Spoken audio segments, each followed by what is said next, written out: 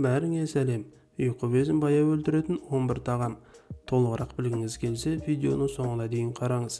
Ұмытпай тұрып, денсаулық туралы пайдалы бейнелерді жіберіп алмау үшін арнаға жазылыңыз. Ұйқы безі маңыздылығы жиі бағаланбайтын тамақ жүйесінің органы.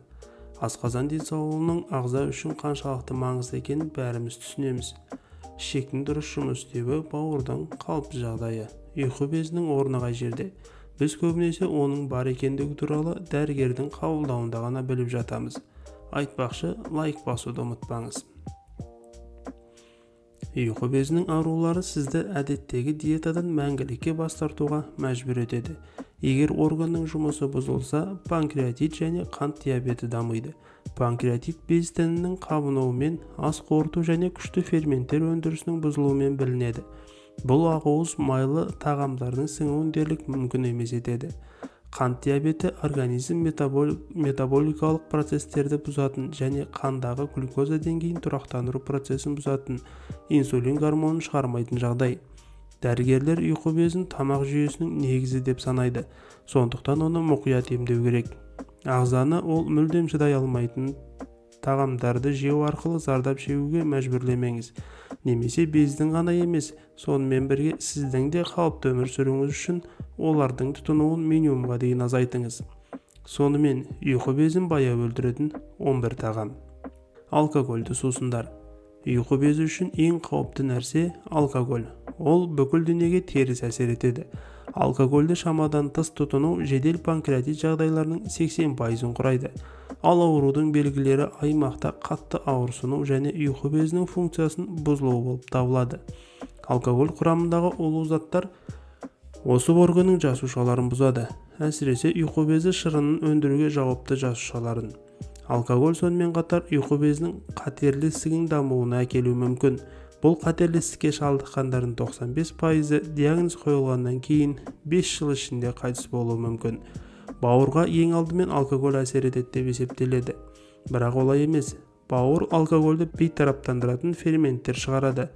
Бірақ ұйқы безінде бұндай ферменттер жоқ. Оның тіндері қабынуды тудыратын алкоголь сусындарының улы әсеріне төтеп беруді білмейді. Тәтті сода. Газ көпіршіктері ас қорыту мүшелеріне үлкен зиян келтіреді. Олар ас қорыту жолдарының қабырғаларын тітіркендіреді. Гастрит пен панкреатиттің дамуына ықпал етеді. Тәтті газдалған сусындар ең қауіпті болып саналады. Өйткені олардың құрамында көмірқышқыл газынан басқа қабыну процестерінің дамуына ықпал ететін хош иістендіргіштер мен консерванттар да бар. Тәтті газдалған сусындарды ішу кезінде ұйқы безі бірден жағымсыз факторға тап болады. Біріншіден, қанттың көп мөлшері көбінесе синтетикалық болып табылады. Оларды ыдырату қиын. Мысалы, 1 литр коланың құрамында шамамен 120 грамм қант бар. Яғни әрбір 100 мл-ге 1 ас қасық. Бұл тым көп көрсеткіш. Қант қандағы глюкозаның бірден жоғарылауын тудырады. Оны бейтараптандыру қажет. Ұйқы безі инсулиннің қарқынды өндірісін бастайды. Бұл режимде ол жиі жұмыс істей алмайды және оның тозуы көп уақыт алады. Ұйқы безі өзін қорғауға тырысады, оның жасушалары глюкозаға сезімталдығы төмендейді. Сондықтан инсулин жеткіліксіз мөлшерде өндіріледі. Нәтижесінде қантты ыдырататын инсулиннің жетіспеушілігі, қандағы глюкоза деңгейінің жоғарылауы және қант диабеті. Органды тітіркендіретін екінші фактор олар сода жақсы көретін көпіршіктер. Олар ұйқы безіне ғана емес, тұтас тайылғанда тамақ жүйесіне де зиянды болып келеді. Қышқыл асқазан мен ішектің шырышты қабығын тітіркендіреді. Күрсіну мен ас қорытуды бұзады. Үшінші, майлы тағамдар. Ұйқы безі күшті ас қорыту ферменттерін өндіруге жауап береді. Ал майлы тағамдарды жеген кезде олардың көп мөлшері қажет. Майлардың ыдырауы өте қиын. Орган әдеттегіден көбірек патриоттық шырындар шығарады. Мұндай қарқынды режимде тұрақты жұмыс істеу органды тоздырады. Фастфуд пен кондитерлік өнімдердің құрамындағы сорпаға, кілегейге, маргаринге қандыққан майлы ет, сондай-ақ өсімдік майына көп мөлшерде қуырылған тағамнан алынған майлар органға зиян.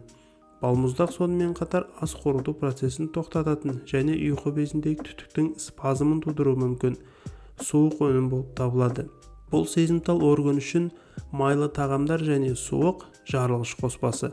Көптеген адамдар қалыпты тамақтануға уақыты болмаған кезде Олардың көмегіне фастфуд келеді. Мұнда көптеген адамдар гамбургерге, картоптарға және тағам жүйесіне өте майлы және өте зиянды басқа да тағамдарға тапсырыс беруді ұнатады. Егер сіз мұндай тағамды үнемі жеп отырсаңыз, бұл ұйқы безімен проблемаларды тудыруы мүмкін. Көптеген адамдар картопты пісіруді ұнатады, бірақ олар міндетті түрде қуырып, қытырлақ қыртысы бар етіп қуырады. Бірақ бұл тағам ұйқы безінде жоғары стресс тудырады. Қуырылған картопты үнемі тұтыну тіпті ұйқы безімен проблемалар тудыруы мүмкін. Төртінші, ащы және ащы соустар қосылған тағамдар. Бір жағынан мұндай тағам органның жұмысын ынталандырады, сыни шырынның қарқынды өндірісін тудырады.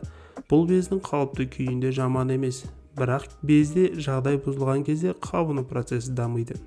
Ащы тағамдар панкреатиттің жағдайын нашарлатады. Ұйқы безінің қабынуы ащы тағамдардың қыша мен кетчупты тұтынуға тыйым салады. Көптеген дәмдеуіштер қосылған тағамдар мен қыша эфир майлары бар кейбір көкөністерге де тыйым салынады. Көптеген адамдар үшін майонез кез келген тағамға міндетті қосымша болды. Бірақ бұл тұздықтың шамадан тыс пайдалану ұйқы безіне ауыр соққы әкелуі мүмкін. Сондықтан кейде майонезді қаймақпен ауыстырған жөн.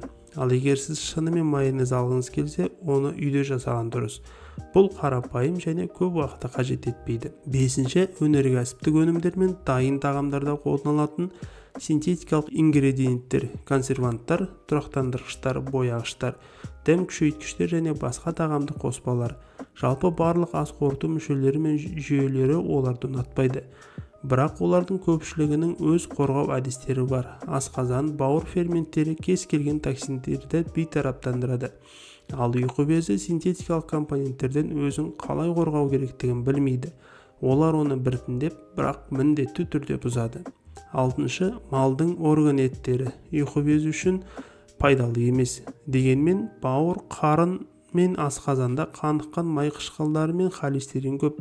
Бұл ұйқы безіне жүктеме түсіреді. Сонымен қатар белгісіз көзден алынған мүше еттері стероидтермен, антибиотиктермен және гормондармен толтырылуы мүмкін. Жетінші, шикі көкөністер мен жемістер. Бір қызығы, құрамында витаминдер мен минералдардың көп болуына байланысты мүмкіндігінше көп тұтынылуы тиіс көкөністер мен жемістер де ұйқы безіне қызмет етпейді. Дегенмен, бұл ұйқы безі ауыратын адамдарға көкөністер мен жемістерге тыйым салынады деген білдірмейді. Оларды шикі түрде ғана тұтынбау керек, өйткені олар ас қорыту проблемаларын тудыруы мүмкін. Сондықтан сорпаларға көкөністерді қосу немесе оларды бумен пісіру, сондай-ақ жеміс пюресі немесе компот дайындау жақсы. Егер сізде созылмалы панкреатит болса, көкөністерден де бас тарту керек. Сегізінші, тәттілер. Өздеріңіз білетіндей, ұйқы безі инсулин гормонын шығарады. Бұл дененің жасушалары глюкозамен қоректену үшін қажет. Қанға глюкоза неғұрлым көп түссе, ұйқы безі соғұрлым көп инсулин шығарады. Тиісінше шоколад пен тәттілерді көп жесеңіз, ұйқы безі үнемі шиеленіс үстінде болады. Бастапқыда мұндай жүктеме кезінде қабыну процесі дамиды, бірақ содан кейін без қажетті мөлшерде гормондарды шығара алмайды. Ұйқы безі үшін тағы бір зиянды тағам бұл қабынуға әкелетін тазартылған қант. Ол сондай-ақ жиі ұйқы безінің ауруларымен бірге жүретін қант диабетіне ықпал етеді. Сондықтан жем, жеміс шәрбаты, газдалған сусындар және қарапайым крекерге бай басқа да тағамдар сияқты тәттілерді жеуді тоқтату керек. Қанттың нан топтарында немесе тіпті кетчуп пен басқа да дайын соустарда кездесетінін білу керек. Тоғызыншы, ысталған шұжық. Ақш ғалымдары ысталған шұжықтар мен ысталған тағамдарды үнемі тұтыну ұйқы безінің ауруларының қаупіне әсер ететін зерттеу жүргізді. Бұл өнімдерді үнемі жейтін адамдарда ұйқы безі аурулары орташа есеппен 24% жиірек болатыны анықталды. Сондықтан ысталған шұжық пен ысталған етті артық қолданбауға кеңес береміз. Сіз бұл тағамдарды тұтынуды аптасына 1 немесе 2 рет шектей аласыз. 10-шы, темекі. Алкоголь ұйқы безінің ерекше бұзатын жалғыз нәрсе емес. Темекі шегу бұл органның қабынуы, тіпті қатерлі ісік қаупін арттырады. Оңтүстік Дания университетінің ғалымдары 20 жыл бойы зерттеу жүргізіп, созылмалы панкреатиті бар науқастар темекі шегетінін көрсетті. Сіздің жалпы денсаулығыңыз бен ұйқы безінің денсаулығы үшін бұл тәуелділікті жеңуге тұрарлық. 11-ші, кофе. Кофе әуесқойлар үшін бұл сусынға өте сақ болуы керек. Шын мәнінде кофе олар айтқандай зиянды емес. Рас, егер сіз 2 кесе кофеден аспайтын шектеуді сақтасаңыз. Бұл сусынды шамадан тыс тұтыну ағзалардың қабырғаларын, соның ішінде ұйқы безін бұзатын тағамдық ферменттердің өндірісінің артуына әкеледі. Аш қарынға кофе ішсеңіз өте зиянды.